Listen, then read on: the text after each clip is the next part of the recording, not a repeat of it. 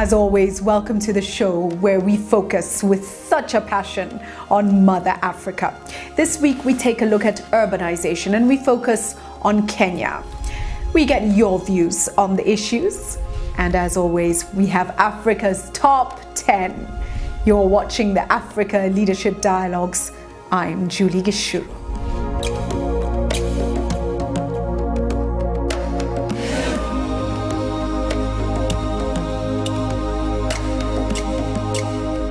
Africa is urbanizing rapidly, and while it's dealing with the challenges of urbanization, it's yet to leverage the benefits of this.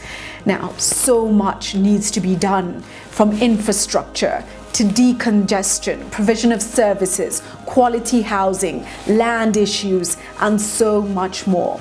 At the launch of the Kenya Urbanization Report by the World Bank, we deal with urbanization in Kenya. On our panel, Finance Cabinet Secretary Henry Rotich, Transport Cabinet Secretary James Macharia, and Lands Cabinet Secretary Jacob Kaimenyi. Multiple stakeholders attended this event, so let's get straight to the views of the panel as well as the stakeholders. Africa is urbanizing fast, very fast. So right now there are 472 million people living in urban areas in Africa. By 2025, 659, another Nigeria will be living in cities. And by 2050, a billion people. By 2040, a billion people are going to be in cities. So Africa is the continent that is urbanizing the fastest. It's the country that is less urbanized, but it's the one that is catching up so much faster. And therefore the question is how to do it well. How to do it in a way that those cities that are being built today are built correctly. And remember, when a city gets built, there's no way to fix it. The shape and the form of Paris and London is the same one that they had 150, 200 years ago. Cities that are sprawl, disorganized, cities that grow, you cannot compress. That's one of the problems that the United States have with their cities. Okay? When you compare Atlanta and Barcelona, 2.5 million people in downtown areas, and if you put them in the same map, Barcelona can be of this size, and Atlanta is 40 times bigger. So which one is the city that is spending more energy, more time, more congestion, more water, more pollution? It's Atlanta. And you can never make Atlanta compressed to be Barcelona. And therefore, the choices that Africa does today with the cities is not an impact for the next 5, 10, 15 years. They're impacts forever. These three policy areas that we believe are important for Kenya: issues of land, issues of governance, issues of finance. We believe that there is a very bright future for Kenya in its urbanization process, that you can avoid the mistakes of so many other countries that have not urbanized well. There are many constraints and difficulties today, but that tremendous potential to the future can be tapped into, can be achieved with these actions today when you are at 27% urbanization, because the decisions made today will have impact not only for this generation, but for decades to come. Raphael, I want to start with you because I think you can give us an overview, and then we'll come to all the other panelists for their specific areas, what their takeouts are as we start the discussion. Raphael, please. The report is that if we want to leverage urbanization, then we must also focus on young people. And most importantly, there are 4 Ps that I want to emphasize as we get into the discussion. One is that we need to look at the politics, and I think Benji did allude to that. We need to have the right politics for urbanization to make sense and for us to be able to leverage on urbanization. The second P would be policies. I think we need the right policies.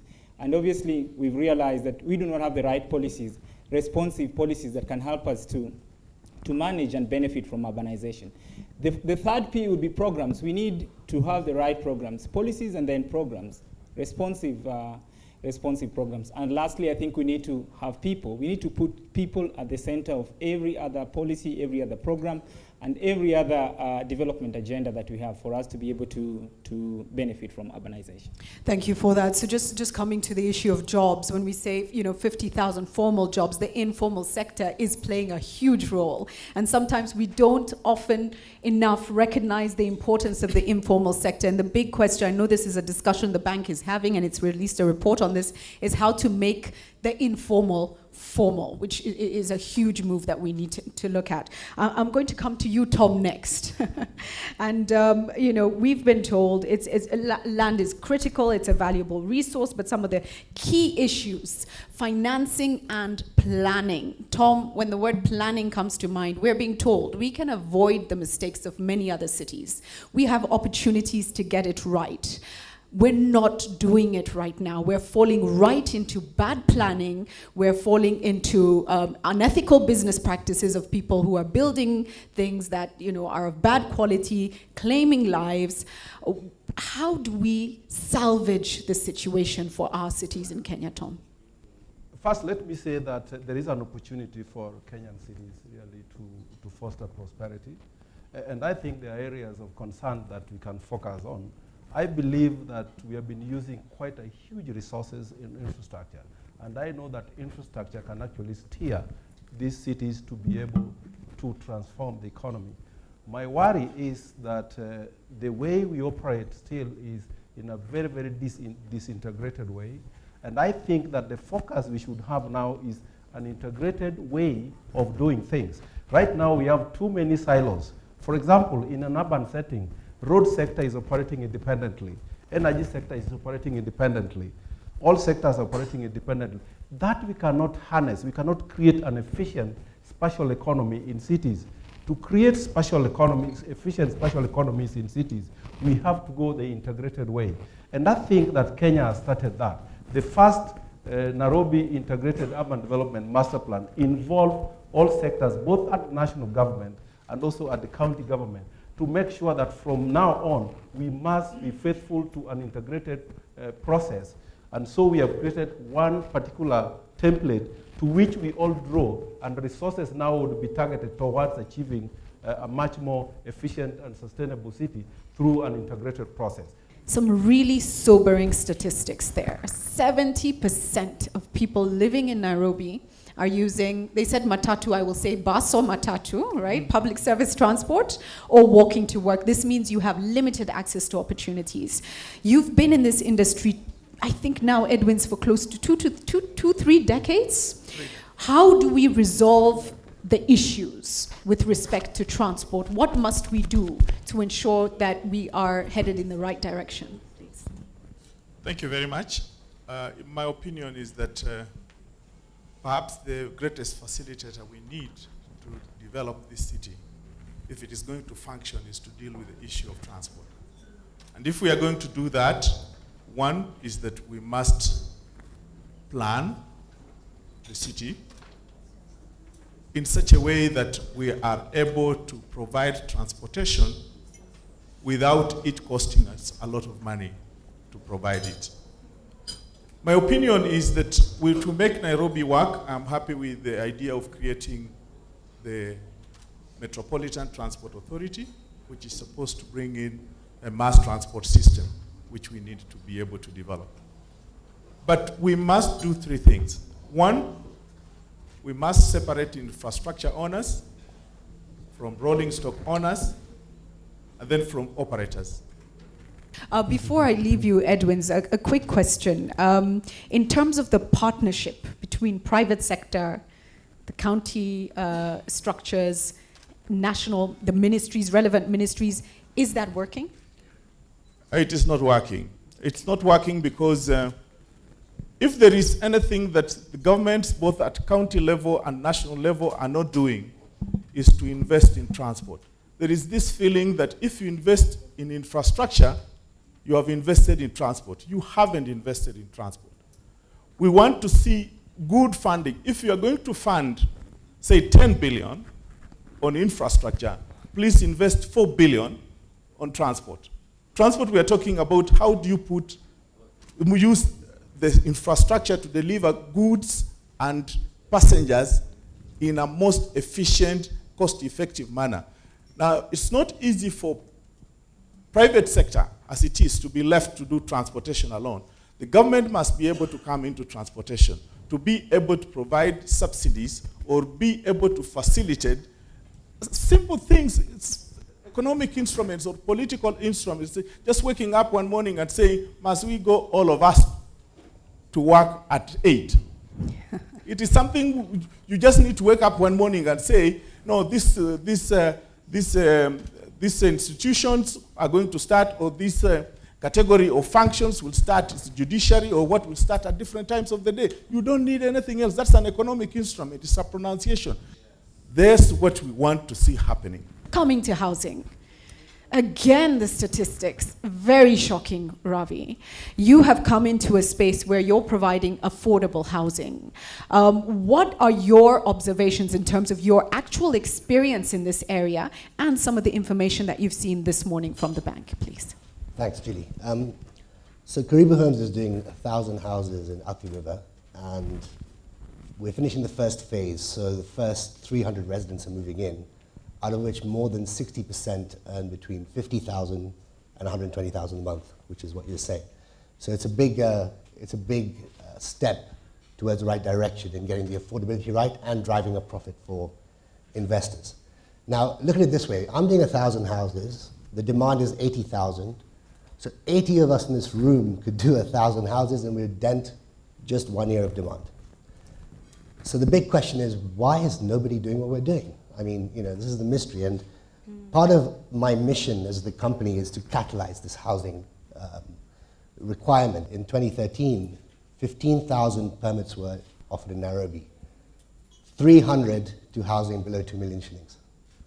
We need 80,000. The big deterrent is the spookiness of the lands ministry, which is basically processing of a sublease, going through that process of releasing funds, because to do 80,000 houses, you're going to need 80,000 mortgages. In order for a bank to release a mortgage to the developer, the sublease must be issued by the lands office. So let's say we predict it takes 3 months.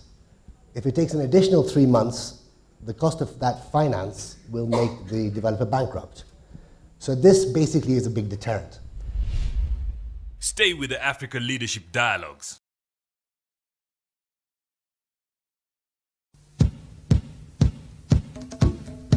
My name is Felista Gadege from the Central Bank of Kenya. My question will probably go to the Transport Ministry. How can we effectively manage the public-private partnership between the government and matatus so that the Kenyans who actually need these services are not affected? My name is Dr. Titus Agwanda from the University of Nairobi.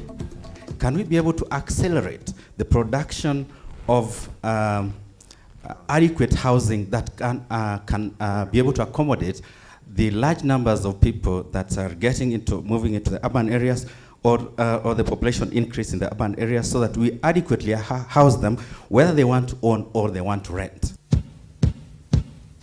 One area I see is that we have a challenge is on coordination and attention on this issue, which I think is very critical. Looking at the statistics, in the next 15 or 20 years, the population growth in urban areas will be growing at 50%, and we are looking at by 2050, Kenya, the number of people living in urban areas will be about 70% of the population. So we really need to plan.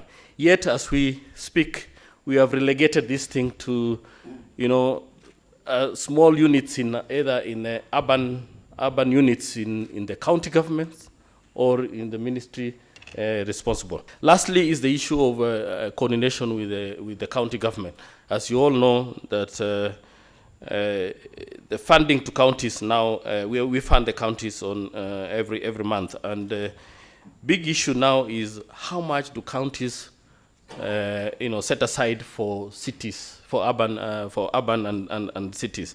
As you know, we have the Urban and Cities Act. We are supposed to create a board, but we have seen that has not taken place. So we need to ring fence some funds actually for the use for urban transport. And the counties, at least those who are hosting cities or towns, must move quickly to create the board. I don't want to say more. Thank you very much. Asante Sana, thank you for that. CS James Macharia, please over to you. And one of the questions that was asked is why the responsibility on housing has been moved from the Lands Ministry to your docket. Okay. Thank you very much, Julie, and Director World Bank and all the colleagues. Specifically, Julie, those questions raised. Let me start with the one which has just been, you just asked me about why the move. I could be very economical and say, look, I didn't do it, so I don't know the answer. But I think I can guess why it was done, and I'll give you my guess or assumption. And that is, and we discussed earlier with Professor Kaimenyi, and that is, if you look at all those departments which we got now, in the Ministry of Transport, Infrastructure, Housing and Urban Development, and also there's Public Works, there's Shipping and Maritime Affairs. There's one common denominator, one common thread, and that is infrastructure. Infrastructure. You cannot discuss housing without discussing infrastructure. Because if you're putting, for example, a housing estate in Rogai, for example, Rogai, you have to have access roads going there. And vice versa for public works.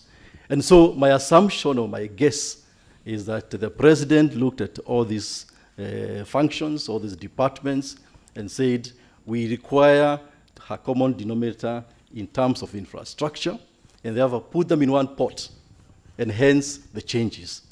That is my guess. Now, the other issues which have been raised about public transport, yes, Kenya is faced with a lot of challenges. Every visitor coming here from Jomo Kenyatta Airport, they tell the story even before they get to their hotel.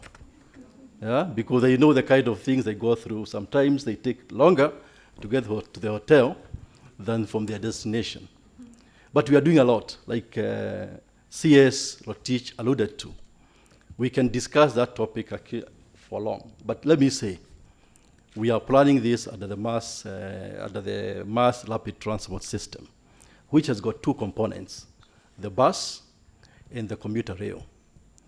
The bus, you come, but the planning is very, very difficult because like my colleagues from the city will tell you, if you did not provide for those lanes when you did the planning of the city, it becomes extremely difficult. So we think that we shall achieve the commuter rail earlier than the bus system because we have existing rail for the meter gauge, and I believe if you use that route, then we can possibly put together a very quick commuter rail. Jacob Kaimenyi, please, can we ask you to take the podium? Land issues, absolutely critical, from tenure to so much more. Over to you. Thank you. Key priority areas as presented by the World Bank, one was land policies and institutions, robust institutions. And I want to indicate that we have a land policy of 2009. Indeed, we're in the process of reviewing it so that it's in tandem with the Constitution, 2010 Constitution. It's one thing to have a policy and another thing to implement it. So we work together to make sure that we do that.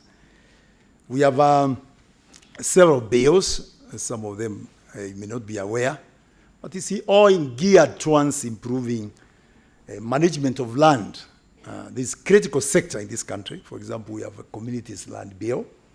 The pipeline, very important. How do we address the issue of community land so that the owners are not marginalized? I think that's critical. Then we have even another bill in the pipeline talking about minimum and maximum acreage of land in the country. Again, a very contentious bill because some people feel that if that is implemented, they might lose their land. Those issues are there.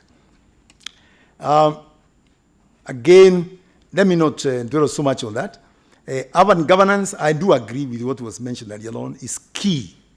And we have something called Urban Areas and Cities Bill, 2011.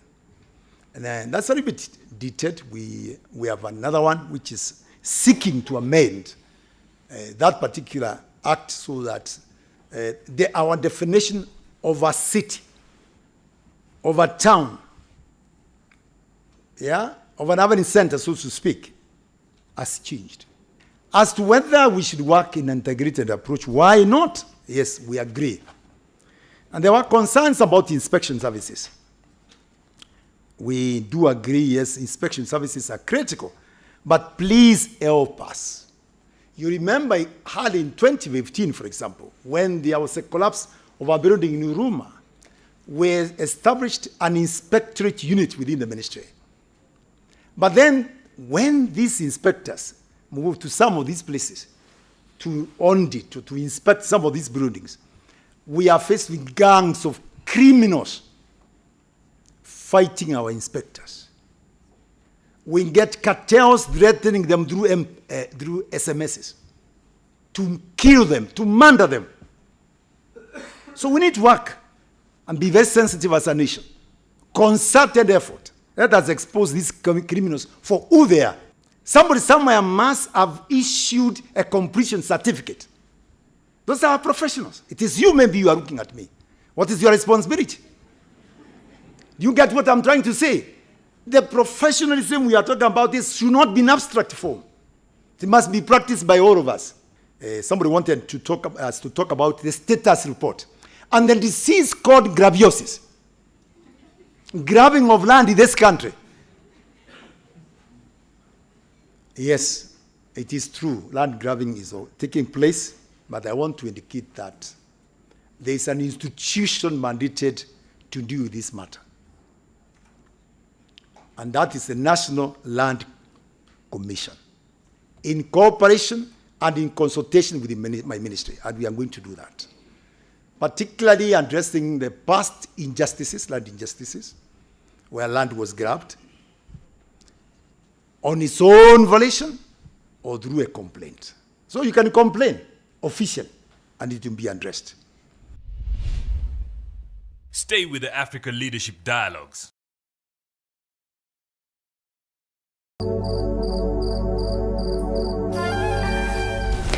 It's intricate, it's difficult, but we have to get down to the basics. We must be able to provide a quality, dignified life for all of those living in urbanized areas. Yes, it is a challenge, but there are solutions. We need to start walking the right path. Let's get your views now on the issues. This week we asked you, how can African governments help power people out of extreme poverty and assist in delivering on the SDGs? Frederick Musao says, a healthy nation is a productive one. Hence, the government should make sure the health sector is well devolved and organized. Hi, my name is Nicola Marie, and I'm watching Africa Leadership Dialogues from Nairobi, Kenya. A healthy nation is a productive one. Hence, the government should make sure the health sector is well devolved and organized. To join our conversation, go to our G+ page, Africa Leadership Dialogues, on Facebook, Africa Leadership Dialogues, on Twitter, @AfricaLD. And on WhatsApp, send your video comments to +254 715 816 033. And it's time now for Africa's Top 10. On Africa's Top 10 this week, we feature countries with the top cities of opportunity. It is generally accepted that cities are the engines of economic growth, and nowhere are these engines firing harder or populations growing faster than in the developing world. With a burgeoning higher education system and enviably younger workforce, African cities in particular are booming. This is according to CNN. Starting us off at number 10 is Kampala. With a high population growth, strong diversity and international clout, Kampala has laid a fertile ground for a prosperous future workforce. Coming in at number 9 is Addis Ababa. Addis Ababa is experiencing a middle-class explosion and boasts of high diversity. Ranked third overall in terms of infrastructure, analysts expect the investing situation and its ranking to improve. Positioned at number 8 is Lagos. Lagos registered a low infrastructure score because of high housing and occupancy costs. However, with a strong financial industry and attracting a substantial amount of foreign investment, the future looks bright. Taking the number 7 spot is Nairobi. Nairobi came second only to Cairo when it came to international clout. The Kenyan capital was the top attraction for foreign direct investment and has a strong financial service industry. But shortcomings in infrastructure, healthcare, and further education demonstrated room for improvement. Slotted in at number 6 is Accra. Accra was commended for its ease of doing business and GDP diversity. Poor rankings in healthcare and infrastructure let the city down. But with a stable political environment and attracting foreign direct investment, analysts expect Accra to climb the rankings in the future. Algiers takes the number 5 spot. Algiers was a high achiever in terms of human capital, with the second highest rate of graduates and an excellent health system. Its mid-table position in economics hindered its progress up the table, but analysts see it flourishing in the future. At number 4 is Casablanca. Poor diversity and population growth typical of North African cities hindered Casablanca from doing better. However, with top transport and energy infrastructure, the city is slowly becoming a force to reckon with. Anchored in at number 3 is Johannesburg. The South African city performed strongly in all main categories with the exception of society and demographics, where high crime, stagnating middle class and overall population growth hindered the city from topping the list. Coming in at number 2 is Tunis. Analysts cited the city's top-ranking health system and number of graduate enrollments, with Tunis trumping the rest of African urban centers in terms of human capital as the reason behind the city's high performance. At number 1 this week is Cairo. The Egyptian capital of Cairo topped the list thanks to its large-scale, middle-class and international clout, although analysts observed current political turmoil as a potential sticking point for investors. And that's Africa's Top 10 this week. As always, we end with words of wisdom, and our African proverb this week goes, "When the leading animal is lame, the herd fails to get to the pasture." The citizenry need direction. The citizenry need guidance. They need order. They need prosperity and dignity. We look to our leaders in urban centers and across all our countries on the continent to make sure we are headed to pasture. If we get our policies right, then it works. Blessings to you and blessings